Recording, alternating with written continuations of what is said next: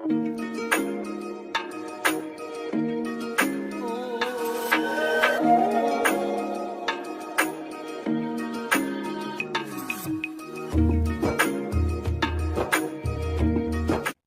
Guys, ಎಲ್ಲರಿಗೂ ನಮಸ್ಕಾರ.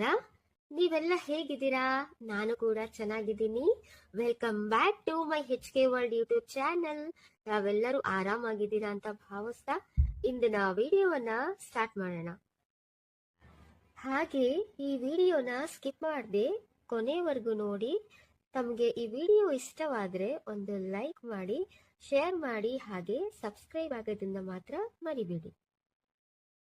ಪ್ರತಿ ವರ್ಷ ಡಿಸೆಂಬರ್ 3ರಂದು ಅಂತಾರಾಷ್ಟ್ರೀಯ ವಿಶೇಷ ಚೇತನರ ದಿನಾಚರಣೆಯನ್ನು ಆಚರಿಸಲಾಗುತ್ತದೆ.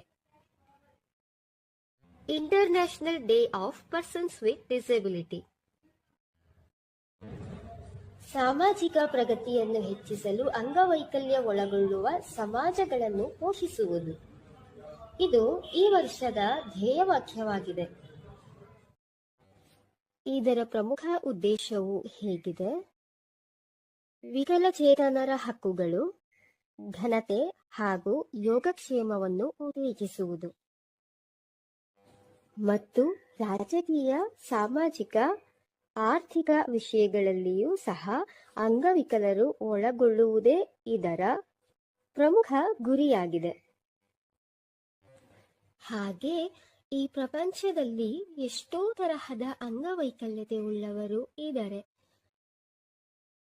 ದೃಷ್ಟಿದೋಷವುಳ್ಳವರಾಗಿರಬಹುದು, ಶ್ರವಣ ದೋಷವುಳ್ಳವರಾಗಿರಬಹುದು, ಹಾಗೆ ದೈಹಿಕ ನ್ಯೂನ್ಯತೆ ಉಳ್ಳವರು, ಮಾನಸಿಕ ಅಸ್ವಸ್ಥರು, ಮೆಂಟಲಿ ರಿಟಾರ್ಡೆಡ್, ಇದೇ ರೀತಿ ಹೇಳ್ತಾ ಹೋದ್ರೆ ಸುಮಾರು ಅಂಗವೈಕಲ್ಯತೆ ಉಳ್ಳ ವ್ಯಕ್ತಿಗಳು ಇರುವುದು ತಮಗೆಲ್ಲರಿಗೂ ಗೊತ್ತಿದೆ ಅಂತ ಅನ್ಕೊಳ್ತೀನಿ ನಾನು. ಆದರೆ ನಾನು ಇವತ್ತು ಮಾತಾಡ್ಲಿಕ್ಕೆ ಹೊರಟಿರೋದು ದೃಷ್ಟಿದೋಷವುಳ್ಳವರ ಬಗ್ಗೆ.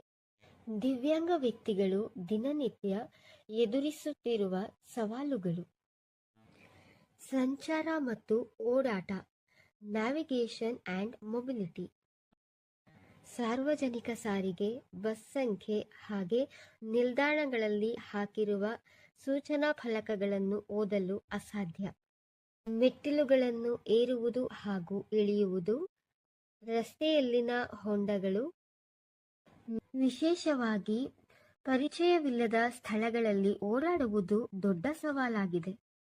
ಇನ್ನು ಸಾಮಾನ್ಯ ಜನರಂತೆ ದಿವ್ಯಾಂಗರು ಸಹ ಹೋಟೆಲ್ ಆಗಬಹುದು, ಅಥವಾ ರೆಸ್ಟೋರೆಂಟ್ ಆಗಬಹುದು, ಅಥವಾ ಕೆಫೆ, ಇಂಥ ಪ್ಲೇಸಸ್ಗೆ ಹೋಗ್ತಾರೆ. ಆ ಸಮಯದಲ್ಲಿ ಅವರಿಗೆ ಅಲ್ಲೂ ಒಂದು ಸವಾಲು ಎದುರಾಗುತ್ತೆ. ಏನಪ್ಪಾ ಅಂದ್ರೆ, ಸಾಮಾನ್ಯ ಜನರು ಮೆನ್ಯೂ ಓದಿ ಆರ್ಡರ್ ಮಾಡ್ಕೊಳ್ಳೋ ಹಾಗೆ ದಿವ್ಯಾಂಗರಿಗೆ ಅದು ಅಸಾಧ್ಯ. ಅವರು ಮತ್ತೊಬ್ಬರ ಮೇಲೆ ಅವಲಂಬಿತರಾಗಬೇಕಾಗುತ್ತೆ ಆ ಟೈಮಲ್ಲಿ. ಸೊ ನಾನು ಈ ವಿಡಿಯೋ ಮೂಲಕ ಹೇಳೋದಿಷ್ಟೇ, ದಯವಿಟ್ಟು ಅಂಥ ಪ್ಲೇಸಸ್ ಅಲ್ಲೂ ಸಹ ದಿವ್ಯಾಂಗರಿಗೆ ಅಂತಾನೆ ಒಂದು ಮೆನ್ಯೂ ಬ್ರೈಲ್ ಅಲ್ಲಿ ಇರಬೇಕು ಅಂತ ಅನ್ನೋದು ನನ್ನ ಅನಿಸಿಕೆ.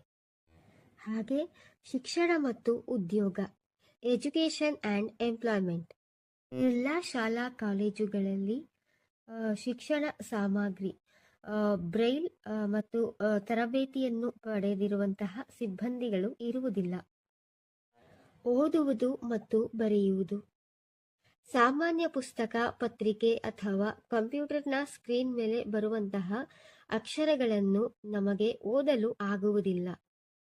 ಬ್ರೈಲ್, ದೊಡ್ಡ ಅಕ್ಷರಗಳ ಮುದ್ರಣ ಹಾಗೂ ಸ್ಕ್ರೀನ್ ರೀಡರ್ನಂತಹ ಕೆಲವು ವಿಶೇಷ ಸಾಧನಗಳು ಬೇಕಾಗುತ್ತವೆ.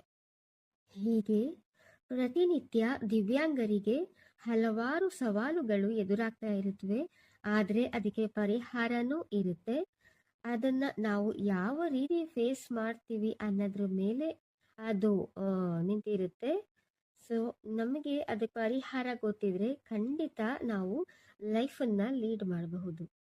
ನಾನು ಸಮಾಜದ ಜನತೆಗೆ ಹೇಳೋದಿಷ್ಟೇ, ದೃಷ್ಟಿದೋಷವುಳ್ಳ ವ್ಯಕ್ತಿಗಳಿಗೆ ಅನುಕಂಪ ಬೇಡ, ಅವರಿಗೂ ಸಮಾನ ಅವಕಾಶ ಕೊಡಿ.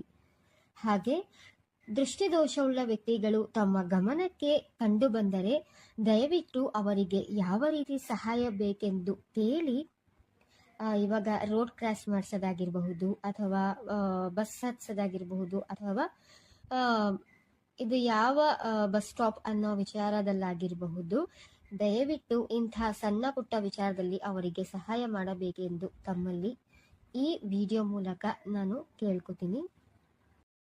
ಇನ್ನು ನನ್ನ ಬಗ್ಗೆ ಹೇಳೋದಾದ್ರೆ, ನಾನು ಹುಟ್ಟಿನಿಂದಲೇ ಅಂಧಳು. ನಾನು ಬೆಳೆದಿದ್ದೆಲ್ಲ ಅಜ್ಜಿ ಮನೆಯಲ್ಲೇ. ಬಟ್ ನನಗೆ ಕಾಣಲ್ಲ ಅನ್ನೋದೇ ನನಗೆ ಗೊತ್ತಿರಲಿಲ್ಲ. ಎಲ್ಲರೂ ನನ್ನ ಥರನೇ ಇರ್ತಾರೆ ಅನ್ನೋ ಕಾನ್ಸೆಪ್ಟ್ ಇತ್ತು ನನಗೆ. ಅದಾದ ನಂತರ ನನಗೆ ಸ್ಕೂಲ್ಗೆ ಹೋಗಬೇಕು ಅನ್ನೋದು ಬಹಳ ಆಸೆ ಇತ್ತು ಆ ಟೈಮಲ್ಲಿ, ಚಿಕ್ಕವಳಿರುವಾಗಲೇ. ಅವಾಗ ನಮ್ಮ ಅಜ್ಜಿ ನನಗೆ ಅಲ್ಲೇ ಹತ್ತಿರದಲ್ಲಿರೋ ಸ್ಕೂಲಿಗೆ ಕಳಿಸ್ತಾ ಇದ್ರು. ಆವಾಗ ಅಲ್ಲಿ ಆ ಸ್ಕೂಲಲ್ಲಿರೋರು ಹೇಳ್ತಾರೆ, ಈ ಥರ ಮೈಸೂರಲ್ಲಿ ಇವ್ರಿಗೆ ಅಂತಾನೆ ಸ್ಕೂಲ್ ಇದೆ, ಅಲ್ಲಿ ಸೇರಿಸಿ ಇವ್ರನ್ನ ಅಂತ ಹೇಳ್ತಾರೆ. ಸರಿ ಅಂತ ಅಂದ್ಬಿಟ್ಟು ನಮ್ಮ ಮಾವ ರಂಗರಾವ್ ಸ್ಕೂಲ್ಗೆ ನನ್ನ ಸೇರಿಸ್ತಾರೆ. ಆವಾಗ ನನಗೆ 6 ವರ್ಷ. ಶ್ರೀ ಎನ್ ರಂಗರಾವ್ರವರ ಸ್ಮರಣಾರ್ಥ 1988ರಲ್ಲಿ ಈ ಶಾಲೆಯನ್ನು ಪ್ರಾರಂಭಿಸಲಾಯಿತು. ನಮ್ಮ ರಂಗರಾವ್ ಶಾಲೆಯನ್ನು ನಡೆಸ್ತಾ ಇರೋದು ಸೈಕಲ್ ಪ್ಯೂರ್ ಅಗರಬತ್ತಿಯ ಖ್ಯಾತ ಉದ್ಯಮಿಗಳಾದ ಗುರು ಸರ್ ಹಾಗೆ ಮೂರ್ತಿ ಸರ್ ಅವರು. ನಮ್ಮನ್ನೂ ಸಹ ಈ ಸಮಾಜದ ಮುಖ್ಯವಾಹಿನಿಗೆ ಕರೆತಂದವರು ಈ ಮಹಾನ್ ವ್ಯಕ್ತಿಗಳು.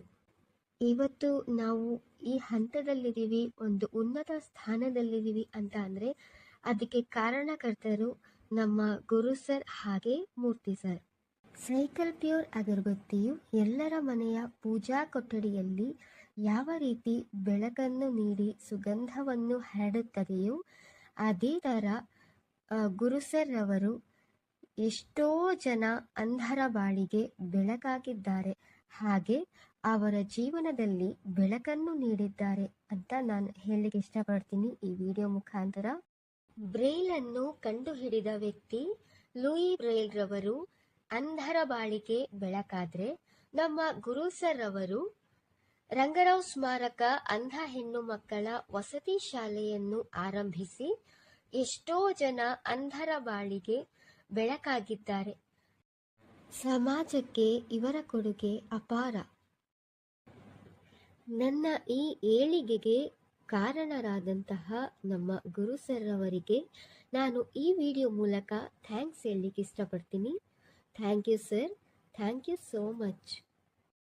ಹಾಗೆ ನಮ್ಮ ರಂಗರಾವ್ ಶಾಲೆಯಲ್ಲಿ ಓದಿರುವಂತಹ ನನ್ನ ಎಲ್ಲ ಸ್ನೇಹಿತರ ಪರವಾಗಿ ನಾನು NR ಫೌಂಡೇಶನ್ ಗ್ರೂಪ್ ಹಾಗೂ ಗುರು ಸರ್ ಅವರಿಗೆ ಧನ್ಯವಾದಗಳನ್ನು ಅರ್ಪಿಸ್ತೀನಿ. ನಾನು ರಂಗರಾವ್ ಸ್ಕೂಲಿಗೆ ಸೇರಿದಾಗ ನನಗೆ ಕನ್ನಡ ಭಾಷೆ ಬರ್ತಾ ಇರಲಿಲ್ಲ. ನಾನಿವತ್ತು ಈ ರೀತಿ ಕನ್ನಡ ಮಾತಾಡ್ತಾ ಇದ್ದೀನಿ ಅಂತ ಅಂದರೆ ಅದಕ್ಕೆ ನನ್ನ ಗುರುಗಳೇ ಕಾರಣ. ಏನಂದರೆ ನನಗೆ ಕನ್ನಡ ಭಾಷೆ ಕಲಿಸೋದ್ರ ಜೊತೆಗೆ ಶಿಕ್ಷಣ ಸಹ ಕೊಟ್ಟಿರೋರು ನನ್ನ ಗುರುಗಳಾದಂತಹ Shanti madam, Sheela madam, Meera madam, Malini madam, Lakshmi madam ಹಾಗೆ ಶಾಂತ ಮೇಡಮ್. ಇವರೆಲ್ಲ ನನಗೆ ಅವಾಗ ತುಂಬ ಸಪೋರ್ಟ್ ಮಾಡಿದ್ದಾರೆ. ಆವಾಗ Ranga Rao school HM Radha madam. ಆವಾಗ ನಾನು ಬೆಳಗ್ಗೆ ಸ್ಕೂಲಿಗೆ ಬಂದು ಸಂಜೆ ಮಾಮೂಲಿ ಮನೆಗೆ ಹೊರಟೋಗ್ತಾ ಇದ್ದೆ. ಹಾಸ್ಟೆಲಲ್ಲಿ ಉಳ್ಕೋತಾ ಇರಲಿಲ್ಲ. ಚಿಕ್ಕವಳು ಅಂತ ನಮ್ಮ ಮನೇಲಿ ಬಿಡ್ತಾ ಇರಲಿಲ್ಲ. ನಮ್ಮ ಮಾವ ಬರೋದು ಕರ್ಕೊಂಡು ಹೋಗಿ ವಾಪಸ್ ಕರ್ಕೊಬಂದು ಬಿಡೋದು, ಆ ರೀತಿ ಮಾಡ್ತಾ ಇದ್ರು. ಆವಾಗ ನನ್ನ ಸಂಪೂರ್ಣ ಜವಾಬ್ದಾರಿಯನ್ನು ತಗೊಂಡಿದ್ದು ನಮ್ಮ ಮಾವ. ಇವಾಗಲೂ ಅವರೇ ತಗೊಂಡಿರೋದು ನನ್ನ ಜವಾಬ್ದಾರಿಯನ್ನು. ಅದಾದ ನಂತರ ನಾನು 2ನೇ ಕ್ಲಾಸಿಗೆ ಬಂದ ಮೇಲೆ ನಮ್ಮ ಸ್ಕೂಲ್ HM ರಾಧಾ ಮೇಡಮು, ನೀನು ಇವಾಗ ಹಾಸ್ಟೆಲಲ್ಲೇ ಉಳ್ಕೋಬೇಕು ಮರಿ, ಡೈಲಿ ಮನೆಗೆ ಹೋಗಬಾರ್ದು ಆ ರೀತಿ ಅಂತ ಹೇಳಿದ್ರು. ಯಾಕಂದರೆ ನನಗೆ ಅಭ್ಯಾಸ ಆಗಬೇಕಿತ್ತಲ್ವ ಅಲ್ಲಿ ಉಳ್ಕೊಳ್ಳೋ ಥರ, ಅದಕ್ಕೆ ಆ ರೀತಿ ಹೇಳಿದ್ರು. ಸರಿ ಅಂತ ಅಂದ್ಬಿಟ್ಟು ಆವಾಗ ವೀಕ್ಲಿ ಒನ್ಸ್ ಅಂದರೆ 8 ದಿನಕ್ಕೆ ಒಂದ್ಸಲಿ ನಾನು ಮನೆಗೆ ಹೋಗಬೇಕಿತ್ತು, ಆ ರೀತಿ ಇತ್ತು. ಅದಾದಮೇಲೆ 15 ದಿನಕ್ಕೆ ಒಂದ್ಸರಿ, ಅದಾದಮೇಲೆ ಹೋಗ್ತಾ ಹೋಗ್ತಾ ತಿಂಗಳಿಗೊಂದ್ಸರಿ, ಈ ರೀತಿ ನನಗೆ ಅಭ್ಯಾಸ ಮಾಡಿಸಿದ್ರು. ಆ ಟೈಮಲ್ಲಿ ಶಾಂತಿ ಮೇಡಮು ಹಾಸ್ಟೆಲಲ್ಲಿ ಇರ್ತಾ ಇದ್ರು. ಅವರು ಆ್ಯಕ್ಚುಲಿ ನನಗೆ ಕನ್ನಡ ಕಲಿಯೋಕ್ಕೆ ತುಂಬಾ ಹೆಲ್ಪ್ ಮಾಡಿರೋದು ಅವರೇ. ನಾನು ಎಲ್ಲೇ ಇದ್ದರೂ ಅವರು ಹುಡುಕೊಂಡು ಬರ್ತಾಯಿದ್ರು ನನ್ನ ಆ್ಯಕ್ಚುಲಿ ಅವ್ರು ಕರೆಯೋದು ಮುನ್ನಿ ಅಂತ. ಯಾಕೆ ಅಂದರೆ ನನಗೆ ಕನ್ನಡ ಬರ್ತಿರ್ಲಿಲ್ಲ ಅಲ್ವಾ ಆವಾಗ, ಅವ್ರಿಗೆ ಹಿಂದಿ ಬರ್ತಾಯಿತ್ತು. ಹಾಗಾಗಿ ಅವರು ನನ್ನನ್ನು ಹಿಂದಿಲೇ ಮಾತಾಡಿಸ್ತಾ ಹಾಗೆ ನಿಧಾನವಾಗಿ ಕನ್ನಡವನ್ನು ಸಹ ಕಲಿಸಿದ್ರು ಅವರು ನನಗೆ. ಯಾರು ಊಟಕ್ಕೆ ಕರೆದ್ರು ನನಗೆ ಗೊತ್ತಾಗ್ತಾ ಇರಲಿಲ್ಲ, ಊಟಕ್ಕೆ ಕರೀತಾ ಇದ್ದಾರೆ ಅನ್ನೋದು. ಆ ಟೈಮಲ್ಲೆಲ್ಲ ಬಂದಿಲ್ವಾ ಊಟಕ್ಕೆ ಮುನ್ನಿ ಅಂತ ಅಂದ್ಬಿಟ್ಟು ಹುಡ್ಕೊಂಡು ಬಂದು ಅವರು ನನಗೆ ಊಟಕ್ಕೆಲ್ಲ ಕರ್ಕೊಂಡು ಹೋಗಿ ಊಟ ಎಲ್ಲ ಮಾಡಿಸಿದ್ದಾರೆ. ಇವತ್ತು ನಾನು ಅವ್ರನ್ನ ಮರೆಯೋದಕ್ಕೆ ಆಗಲ್ಲ ನನ್ನ ಜೀವನದಲ್ಲಿ.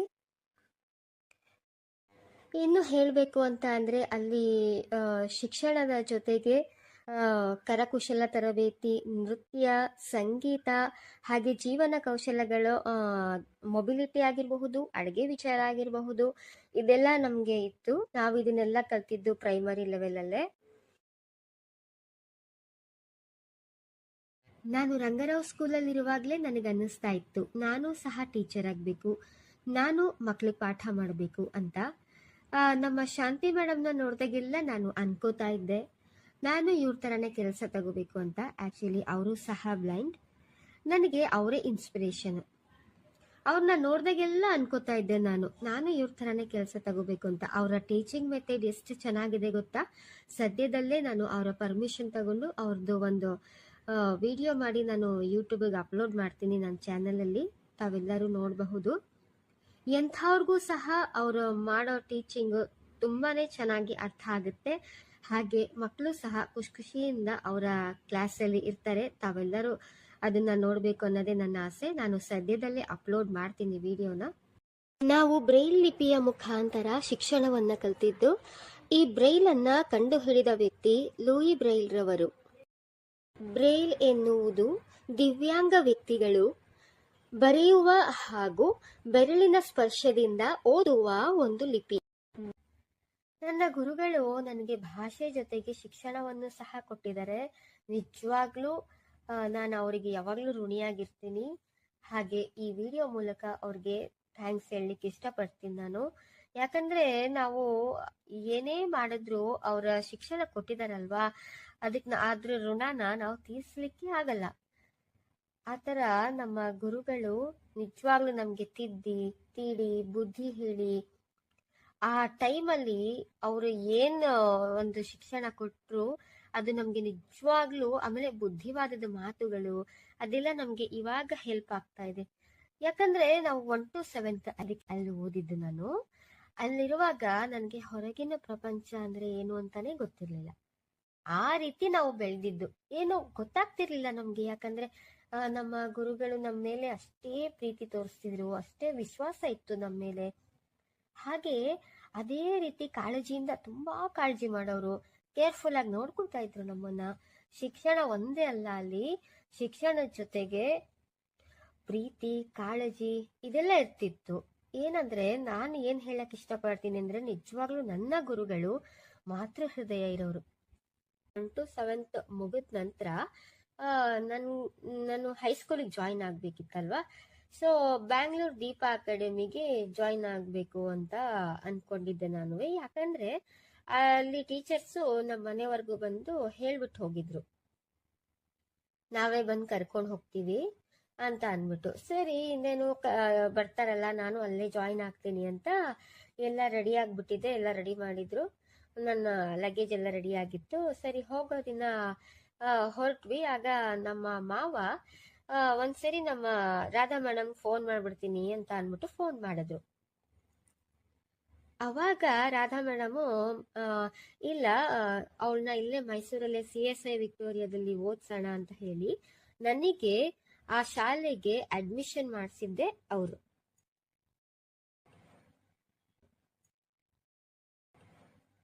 ನಾನು ಹೈಸ್ಕೂಲ್ ಮೆಟ್ಟಲು ಏರಿದ ನಂತರನೇ ನನಗೆ ಹೊರಗಿನ ಪ್ರಪಂಚ ಏನು ಅನ್ನೋದು ಗೊತ್ತಾಗ್ತಾ ಹೋಯ್ತು. ಯಾಕೆ ಅಂದ್ರೆ ನಾನು 1 to 7th ಫುಲ್ ಬ್ಲೈಂಡ್ಸ್ ಸ್ಕೂಲಲ್ಲಿ ಓದಿದ್ದು. ಅಲ್ಲಿ ನನ್ನ ಜೊತೆಗಿದ್ದವರೆಲ್ಲ ಬ್ಲೈಂಡ್ಸು, ನಾನು ಸಹ ಬ್ಲೈಂಡ್. ಆದ್ರೆ ಇವಾಗ ನಾನು ನಾರ್ಮಲ್ ಸ್ಕೂಲಲ್ಲಿ ಓದ್ಬೇಕು, ನನ್ನ ಜೊತೆಲಿರೋರು ನಾರ್ಮಲ್ ಮಕ್ಕಳು. ಇವ್ರಗಳ ಜೊತೆ ನಾನು ಹೇಗ್ ಬೆರೆಯೋದು ಅಲ್ವಾ? ನನಗೆ ಅದು ಸ್ವಲ್ಪ ಕಷ್ಟ ಅಂತ ಅನ್ನಿಸ್ತು. ಇವರು ನಮ್ಮ ಜೊತೆ ಬೆರೀತಾರ, ನಾವು ಹೇಗೆ ಇವ್ರನ್ನ ಮಾತಾಡ್ಸೋದು, ಈ ಥರ ಎಲ್ಲ ನನಗೆ ಯೋಚನೆ ಬರ್ತಾ ಇತ್ತು.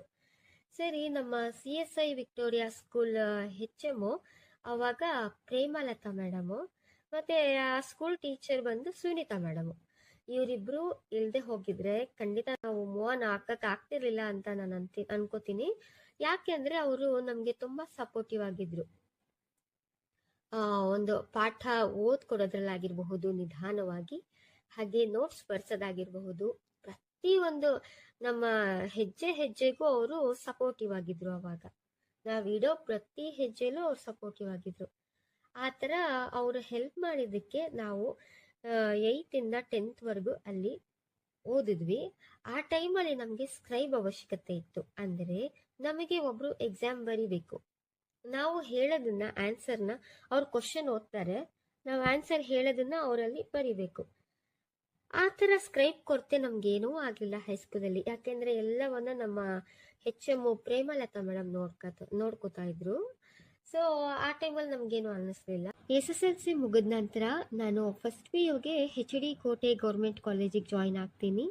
ಅಲ್ಲೇ ನಾನು ಫಸ್ಟ್ PU ಸೆಕೆಂಡ್ PU ಮುಗಿಸ್ತೀನಿ. ಯಾಕೆ ಅಂದರೆ ನಮ್ಮ ಮಾವಂಗೆ ಟ್ರಾನ್ಸ್ಫರ್ ಆಗಿತ್ತು, ಆದ ಕಾರಣ. ಅದಾದ ನಂತರ ನನಗೆ 10th ಕನ್ನಡದಲ್ಲಿ ಒಳ್ಳೆ ಮಾರ್ಕ್ಸ್ ಬಂದಿದೆ ಅಂತ ಹೇಳಿ ನನಗೆ ಸನ್ಮಾನ ಸಹ ನಡೆಯುತ್ತೆ. ಇದೇ ರೀತಿ ಡಿಸೆಂಬರ್ 3 ಅವತ್ತು ವಿಶೇಷ ಚೇತನರ ದಿನಾಚರಣೆ ನಡೀತಾ ಇರುತ್ತೆ. ಆ ಪ್ರೋಗ್ರಾಮಲ್ಲಿ ನನಗೆ ಹರೀಶ್ ಸರ್ ಪರಿಚಯ ಆಗ್ತಾರೆ.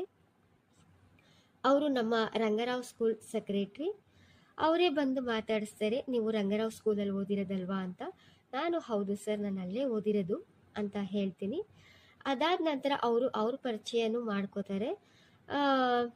ಆಮೇಲೆ ನನಗೆ ಫಸ್ಟ್ PU ಸೆಕೆಂಡ್ PUನಲ್ಲಿ ಏನೇನು ಸಿಲೆಬಸ್ ಇದೆಯೋ ಅದು ನನಗೆ CD ಮುಖಾಂತರ ನನಗೆ ತಲುಪಿಸ್ತಾರೆ. ಇದರಿಂದ ನನಗೆ ತುಂಬಾ ಹೆಲ್ಪ್ ಆಯಿತು. ಯಾಕೆ ಅಂದರೆ ಆ ಟೈಮಲ್ಲಿ ನನಗೆ ಬ್ರೈಲಲ್ಲಿ ಬರ್ಕೊಳ್ಳೋಕೆ ಆಗ್ತಿರ್ಲಿಲ್ಲ. ನನಗೆ ಸ್ವಲ್ಪ ಹೆಲ್ತ್ ಇಶ್ಯೂಸ್ ಇದ್ದ ಕಾರಣ ನಾನು ಜಾಸ್ತಿ ಬರಿತಾ ಇರಲಿಲ್ಲ. ಹಾಗಾಗಿ ನನಗೆ ಅವರು ಸಿಕ್ಕಿದ್ದು ಆ ಟೈಮಲ್ಲಿ ನನಗೆ ಖುಷಿ ವಿಚಾರನೇ. ಯಾಕೆ ಅಂದರೆ ತುಂಬಾ ಹೆಲ್ಪ್ ಮಾಡಿದ್ದಾರೆ ನನಗೆ ಆ ಟೈಮಲ್ಲಿ ಸಿಲೆಬಸ್ ಕೊಡೋ ಮುಖಾಂತರ. ನನಗೆ ಅಂತಲೇ ಅಲ್ಲ, ಇವರು ಎಷ್ಟೋ ಜನ ಅಂಧ ವಿದ್ಯಾರ್ಥಿನಿಗಳಿಗೆ ಹೆಲ್ಪ್ ಮಾಡಿದ್ದಾರೆ, ಹೆಲ್ಪ್ ಮಾಡ್ತಿದ್ದಾರೆ ಕೂಡ. ಸೊ ಈ ವಿಡಿಯೋ ಮುಖಾಂತರ ನಾನು ಅವರಿಗೆ ಥ್ಯಾಂಕ್ಸ್ ಹೇಳೋಕ್ಕೆ ಇಷ್ಟಪಡ್ತೀನಿ. Thank you so much sir. ಅದಾದ ನಂತರ ನಾನು 1 ವರ್ಷ ಮನೇಲೇ ಇದ್ದೆ.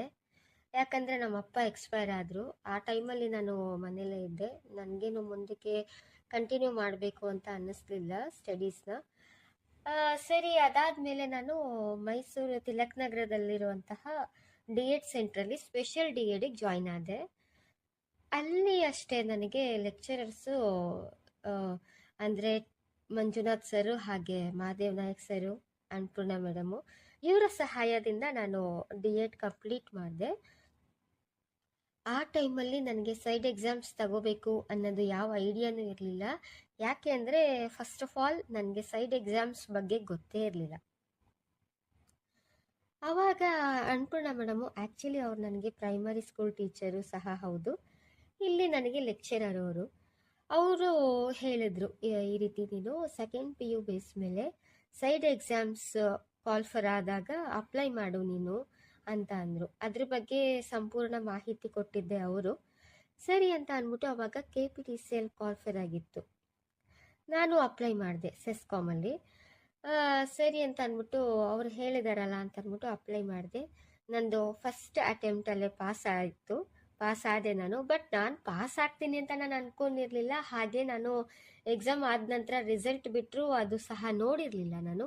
ಯಾಕೆಂದರೆ ಅಲ್ಲಿ ಲಕ್ಷಾಂತರ ಜನ ಇದ್ದರು ಎಕ್ಸಾಮ್ ಬರೆಯೋರು. ಅಯ್ಯೋ, ಅಷ್ಟರಲ್ಲಿ ನಾನು ಪಾಸ್ ಆಗ್ತೀನಾ ಅನ್ನೋದು ನನಗೆ ಡೌಟ್ ಇತ್ತು.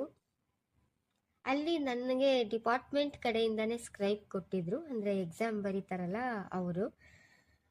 ಸರಿ, ನನಗೂ ಅದ್ರ ಬಗ್ಗೆ ಅಷ್ಟೇನು ಐಡಿಯಾ ಇರಲಿಲ್ಲ. ಆ ಡೇಟ್ ಮೇಲೆ ಒಂದು ಗುಡ್ ಡೇಟು ಅಂತ ನಾನು ಹಾಕಿಸ್ಬಿಟ್ಟು ಬಂದಿದ್ದೆ, ನೋಡೋಣ ಅಂತ. ಸರಿ, ಟಿಕ್ ಮಾಡಿಸ್ಬಿಟ್ಟಿದ್ದೆ ನಾನು. ಅದಾದ ನಂತರ ರಿಸಲ್ಟ್ ಬಿಟ್ಟರು ನನಗೆ ಗೊತ್ತಿರಲಿಲ್ಲ. ಆಮೇಲೆ ವೆರಿಫಿಕೇಷನಿಗೆ ಕಾಲ್ ಮಾಡ್ತಾರೆ. ನಾನು 2016ರಲ್ಲಿ ನಾನು ಎಕ್ಸಾಮ್ ತಗೊಂಡಿದ್ದು. ಆವಾಗ ನಾನು D.Edಲ್ಲೇ ಇದ್ದೆ ಇನ್ನೂ. ನಂದು 2015-17ನೇ ಬ್ಯಾಚು. ಅದಾದ ನಂತರ ನನಗೆ 2018ನೇ ಇಸ್ವಿಲಿ ಕಾಲ್ ಬರುತ್ತೆ ಬ್ಯಾಂಗ್ಳೂರಿಂದ, ನೀವು ಈ ರೀತಿ ಸೆಲೆಕ್ಟ್ ಆಗಿದ್ದೀರಾ ಎಕ್ಸಾಮಲ್ಲಿ, ನಿಮಗೆ ವೆರಿಫಿಕೇಷನ್ ಇದೆ, ಡಾಕ್ಯುಮೆಂಟ್ಸ್ ತಗೊಬನ್ನಿ ಅಂತ ಹೇಳಿ. ಆವಾಗ ಆಗಿದ್ದ ಖುಷಿನ ನಿಜವಾಗ್ಲೂ ನಾನು ಎಕ್ಸ್ಪ್ಲೈನ್ ಮಾಡೋಕ್ಕಾಗಲ್ಲ. ಅದನ್ನು ಅಷ್ಟು ಖುಷಿ ಆಯಿತು ನನಗೆ. ಆವಾಗ ನಾನು ರಿಸಲ್ಟ್ ನೋಡ್ತೀನಿ, ಅಬ್ಬಾ ನನಗೆ ನನಗೆ ಶಾಕು. ಯಾಕೆ ಅಂದ್ರೆ ಅಲ್ಲಿ ಲಕ್ಷಾಂತರ ಜನ ಇದ್ರು ಎಕ್ಸಾಮ್ ತಗೊಳ್ಳೋರು. ಸೊ ಇವ್ರಗಳ ಮಧ್ಯೆ ನಾನು ಸೆಲೆಕ್ಟ್ ಆಗ್ತೀನಾ, ನಾನು ಪಾಸ್ ಆಗ್ತೀನಾ? ಖಂಡಿತ ಆಗಲ್ಲ ಅಂತ ಅನ್ಕೊಂಡಿದ್ದೆ ನಾನು. ಹಾಗೆ ನನಗೆ ಡಿಪಾರ್ಟ್ಮೆಂಟ್ ಕಡೆಯಿಂದ ಸ್ಕ್ರೈಬ್ ಸಹ ಕೊಟ್ಟಿದ್ರು, ಅಂದರೆ ಎಕ್ಸಾಮ್ ಬರೆಯೋಕ್ಕೆ. ಸರಿ, ನಾನು ಆ ಡೇಟ್ ಮೇಲೆ ಒಂದು ಗುಡ್ ಡೇಟು ಇರಲಿ ಅಂದ್ಬಿಟ್ಟು ಟಿಕ್ ಮಾಡಿಸ್ಬಿಟ್ಟು ಬಂದಿದ್ದೆ ನಾನು ಸಹ. ಅದಾದ ನಂತರ ನನಗೆ ಕಾಲ್ ಬಂದಾಗಲೇ ನನಗೆ ಗೊತ್ತಾಗೋದು ನಾನು ಸೆಲೆಕ್ಟ್ ಆಗಿದ್ದೀನಿ ಅಂತ. ಸರಿ ಅಂದ್ಬಿಟ್ಟು ಆಮೇಲೆ ನಮ್ಮ ಮಾವ, ಅಂದರೆ ನಮ್ಮ ಅಮ್ಮ ಅವರ ಅಣ್ಣ, ಇವರು ನನ್ನ ವೆರಿಫಿಕೇಷನ್ಗೆ ಕರ್ಕೊಂಡು ಹೋಗ್ತಾರೆ. ಅಲ್ಲಿ ವೆರಿಫಿಕೇಷನು, ಐ ಟೆಸ್ಟ್ ಎಲ್ಲ ನಡೆಯುತ್ತೆ. ಅದೆಲ್ಲ ಆದ ನಂತರ ನನಗೆ ಮೈಸೂರು ಸೆಸ್ಕಾಮ್ ರಾಜೇಂದ್ರ ನಗರ ಸಬ್ ಡಿವಿಷನಲ್ಲಿ ನನಗೆ ಕೆಲಸ ಸಿಗುತ್ತೆ. ಅಲ್ಲಿ ನಾನು ಜೂನಿಯರ್ ಅಸಿಸ್ಟೆಂಟ್ ಆಗಿ ವರ್ಕ್ ಮಾಡ್ತಾ ಇದ್ದೀನಿ ನಾನು ಅಟ್ ಪ್ರೆಸೆಂಟ್. ಇನ್ನು ನಂದು ಸೆಕೆಂಡ್ PU ಮುಗಿದ್ಮೇಲೆ ನಮ್ಮ ಮಾವಂಗೆ ಎಲ್ಲರೂ ಅಂದ್ರು, ಸಾಕು ಅವಳನ್ನ ಓದಿಸ್ಬೇಡ, ಈಗ ಅವಳು ಓದಿ ಏನು ಮಾಡಬೇಕಿತ್ತು, ಯಾರನ್ನು ಸಾಕ್ಬೇಕಿತ್ತು ಅನ್ನೋ ಥರ. ಆದರೆ ನಾನು ಹಠಕ್ಕೆ ಬಿದ್ದು ಓದಿ ಇವತ್ತೊಂದು ಕೆಲಸ ತಗೊಂಡು ಅವ್ರಿಗೆ ಉತ್ತರ ಕೊಟ್ಟಿದ್ದೀನಿ ನಾನು. ಇವತ್ತು ನನ್ನ ಫ್ಯಾಮಿಲಿಯ ಸಂಪೂರ್ಣ ಜವಾಬ್ದಾರಿನೇ ನಂದು. ಇನ್ನು ನಂದು ನಂತರ ನಾನು ನಮ್ಮ ಆಫೀಸ್ ಬಗ್ಗೆ ಹೇಳಬೇಕು ಅಂತ ಅಂದರೆ, ಫಸ್ಟ್ ಡೇ ನಾನು ಹೋಗಿ ಜಾಯ್ನ್ ಆಗ್ತೀನಿ, ಡ್ಯೂಟಿ ರಿಪೋರ್ಟ್ ಮಾಡ್ಕೋತೀನಿ ನಾನು. ಫಸ್ಟ್ ಆಫ್ ಆಲ್ ನನಗೆ ಆ ಡಿಪಾರ್ಟ್ಮೆಂಟ್ ಬಗ್ಗೆನೇ ಏನೂ ಗೊತ್ತಿಲ್ಲ. ಅಲ್ಲಿ ಯಾವ ರೀತಿ ಕೆಲಸ ಇರುತ್ತೆ, ನಾನು ಯಾವ ರೀತಿ ಕೆಲಸ ಮಾಡಬಲ್ಲೆ, ಅಲ್ಲಿ ಯಾವ್ಯಾವ ರೀತಿ ಕೆಲಸ ಇರಬಹುದು, ಏನೂ ಗೊತ್ತಿಲ್ಲ ನನಗೆ. ಆ ಡಿಪಾರ್ಟ್ಮೆಂಟ್ ಬಗ್ಗೆ ಏನೂ ಗೊತ್ತಿಲ್ಲ ಅಂತ ಅಂದಮೇಲೆ ನಾನು ಅಲ್ಲಿ ಹೇಗೆ ಮೂವ್ ಆನ್ ಆಗಬೇಕು, ನನ್ನ ಕಲೀಗ್ಸ್ ಜೊತೆ ನಾನು ಹೇಗೆ ಮಿಂಗಲ್ ಆಗೋದು, ಇದೆಲ್ಲ ಅಲ್ಲಿ ನಾನು ಸುಮಾರು ರೀತಿ ಚಾಲೆಂಜಸ್ ಫೇಸ್ ಮಾಡ್ತಾ ಇದ್ದೀನಿ ಕೂಡ. ಅಲ್ಲಿ ಸ್ಟಾರ್ಟಿಂಗಲ್ಲಿ ಎಲ್ಲ ಮಾತಾಡೋರು ನನಗೆ, ಅಲ್ಲಿ ಬರೋರೆಲ್ಲ ಮಾತಾಡೋರು ನನಗೆ, ನಿಮಗೂ ಈ ಆಫೀಸಲ್ಲಿ ಕೆಲಸ ಕೊಟ್ಟಿದ್ದಾರಾ, ನಿಮಗೆ ಕಣ್ ಕಾಣಲ್ಲ, ನೀವು ಯಾವ ರೀತಿ ಕೆಲಸ ಮಾಡ್ತೀರಾ ಇಲ್ಲಿ? ತುಂಬ ಜನ ನನಗೆ ಹೀಯಾಳ್ಸ್ ಮಾತಾಡಿದ್ದಾರೆ ಅಲ್ಲಿ. ಅವ್ರಿಗೆ ನಾನು ಇವತ್ತು ಉತ್ತರ ಕೊಟ್ಟಿದ್ದೀನಿ. ಆದರೆ ಅವರ ಒಂದು ಮಾತುಗಳು, ಚುಚ್ಚು ಮಾತುಗಳಿರುತ್ತಲ್ಲ, ಅದನ್ನು ನಮಗೆ ಆ ಟೈಮಲ್ಲಿ ಬಹಳ ಕಷ್ಟ ಆಗುತ್ತೆ, ಮನ್ಸಿಗೆ ತುಂಬ ನೋವಾಗುತ್ತೆ ಅದು. ಅದನ್ನೆಲ್ಲ ನಾವು ಫೇಸ್ ಮಾಡಬೇಕು ಆ ಟೈಮಲ್ಲಿ. ಅದನ್ನೆಲ್ಲ ಮೆಟ್ಟಿ ನಿಂತ್ರೇ ನಾವು ಎದುರಿಸೋಕ್ಕಾಗೋದು ಸಮಸ್ಯೆನ. ಸರಿ, ಆಮೇಲೆ ನನಗೆ ಅಲ್ಲಿ ನಮ್ಮ AEE ಸರ್, ಎಹ್ಸಾನ್ ಸರ್ ಅಂತ ಇದ್ದರು, ಹಾಗೆ ನಾಗೇಂದ್ರ ಸರ್ ಅಂತ ಇದ್ದರು ನಮ್ಮ AAO ಅವರು. ಆ್ಯಕ್ಚುಲಿ ಅವರು ನಾನು ಇಬ್ಬರು ಒಟ್ಟಿಗೆ ಅಪಾಯಿಂಟ್ ಆಗಿದ್ದು. ಹಾಗೆ ನಮ್ಮ AO ನಾಗರತ್ನ ಮೇಡಮ್ ಅಂತ ಇದ್ದಾರೆ, ಅಸಿಸ್ಟೆಂಟ್ ಅವರು. ಇವರೆಲ್ಲ ನನಗೆ ಹೆಲ್ಪ್ ಮಾಡಿದ್ರು ಅಲ್ಲಿ. ಆದರೆ ಅದಕ್ಕೂ ಮುಂಚೆ ನಾನು ಅಲ್ಲಿಗೆ ಸೇರಿದ 4 ದಿನಕ್ಕೆ, ಮಾವ ನಾನು ಇಲ್ಲಿ ಕೆಲಸ ಮಾಡಲ್ಲ, ನನಗೆ ಇಷ್ಟ ಆಗ್ತಿಲ್ಲ ಮಾವ ಈ ಆಫೀಸಲ್ಲಿ ವರ್ಕ್ ಮಾಡೋದಕ್ಕೆ, ನಾನು ಟೀಚಿಂಗ್ ಫೀಲ್ಡ್ಗೆ ಹೋಗ್ತೀನಿ ಮಾವ, ದಯವಿಟ್ಟು ನನ್ನ ತಡಿಬೇಡಿ ನೀವು ಅಂತ ಅಂದ್ಬಿಟ್ಟು ನಾನು ಅವ್ರ ಹತ್ರ ಮಾತಾಡಿದೆ. ಅವಾಗ ಅವರು ನನಗೆ ಧೈರ್ಯ ಹೇಳಿದ್ರು, ಇಲ್ಲ ನಿನಗೆ ಏನು ಕೆಲಸ ಗೊತ್ತಿಲ್ಲ ಅಲ್ವಾ ಇವಾಗ, ಅದಕ್ಕೆ ನೀನು ಹಾಗೆ ಹೇಳ್ತಾ ಇದೆಯಾ, ಹೋಗ್ತಾ ಹೋಗ್ತಾ ನಿನಗೆ ಕೆಲಸ ಇಲ್ಲಿ ಗೊತ್ತಾಗುತ್ತೆ, ಯಾವ ರೀತಿ ಕೆಲಸ ಮಾಡಬೇಕು ಅನ್ನೋದು ನಿನಗೂ ಗೊತ್ತಾಗುತ್ತೆ, ಅವಾಗ ನೀನೇ ಹೇಳ್ತೀಯ ನಾನು ಇದೇ ಡಿಪಾರ್ಟ್ಮೆಂಟಲ್ಲಿ ಇರ್ತೀನಿ ಅಂತ, ನೀನು ಮಾಡ್ತೀಯಾ, ನೀನು ಮಾಡು ಅಂತ ಧೈರ್ಯ ಕೊಟ್ಟಿದ್ದೆ ಅವರು ನನಗೆ ಆವಾಗ. ಸರಿ ಅಂತ ಅಂದ್ಬಿಟ್ಟು ನಾನು ಅಲ್ಲಿ ಉಳ್ಕೊಂಡೆ. ಅದಾದ ನಂತರ ಇವರ ಹೆಲ್ಪಿಂದ ನಾನು ಕನ್ನಡ ಟೈಪಿಂಗ್ ಕಲಿತೆ. ಆ್ಯಕ್ಚುಲಿ ನಾನು ಇಂಗ್ಲೀಷ್ ಟೈಪಿಂಗ್ ಮಾತ್ರ ಬರ್ತಿತ್ತು ನನಗೆ. ನಾನು computer training Louis Braille charitable ಟ್ರಸ್ಟಲ್ಲಿ ಮಾಡಿದ್ದು ನಾನು. ಸರಿ, ಆಮೇಲೆ ನಮ್ಮ AEE ನನಗೆ ಪರ್ಮಿಷನ್ ಕೊಟ್ಟರು, ನೀನು ಕನ್ನಡ ಟೈಪಿಂಗ್ ಕಲ್ತ್ಕೊಳ್ಳಿ ಮೇಡಮ್ ನೀವು ಅಂತ. ಸರಿ, ಅವರು 1.5 ತಿಂಗಳು ಪರ್ಮಿಷನ್ ಕೊಟ್ಟರು, ಬಟ್ ನನಗೆ 20 ಡೇಸೇ ಸಾಕು ಅನ್ನಿಸ್ತು. 20 ಡೇಸಲ್ಲಿ ನಾನು ಕನ್ನಡ ಟೈಪಿಂಗ್ ಕಲ್ತ್ಕೊಂಡೆ. ಅದಾದಮೇಲೆ ನಾನು ಒಂದೊಂದೇ ಲೆಟರ್ನ ನಾನು ಟೈಪ್ ಮಾಡ್ಕೊಂಡು ಬಂದೆ ನಿಧಾನವಾಗಿ. ಆಮೇಲೆ ನನಗೆ ಅಲ್ಲಿ ಕೆಲಸ ಈಸಿ ಅಂತ ಅನ್ನಿಸ್ತು. ಸರಿ, ಅದಾದ ನಂತರ ನಾನು ಅಲ್ಲಿ ಮೂವ್ ಆನ್ ಆದೆ ಆಫೀಸಲ್ಲಿ, ಎಲ್ಲರ ಜೊತೆ ಮಿಂಗಲ್ ಆಗಿ. ಇವಾಗ ನಾನು ಆರಾಮಾಗಿ ಖುಷಿಯಾಗಿದ್ದೀನಿ. ಇವಾಗ ಯಾರೂ ಸಹ ನನ್ನ ಬಗ್ಗೆ ಏನು ಮಾತಾಡಲ್ಲ, ಯಾಕಂದರೆ ನಾನು ಹಾಗಿದ್ದೀನಿ ನಮ್ಮ ಆಫೀಸಲ್ಲಿ. ಮುಂಚೆ ಹೀಯಾಳಿಸಿದವರು ಸಹ ಇವಾಗ ಬಂದು ಮೇಡಮ್ ಅಂತ ಮಾತಾಡಿಸ್ತಾರೆ. ಅದು ನನಗೆ ಬಹಳ ಖುಷಿ ಆಗುತ್ತೆ. ಇವಾಗ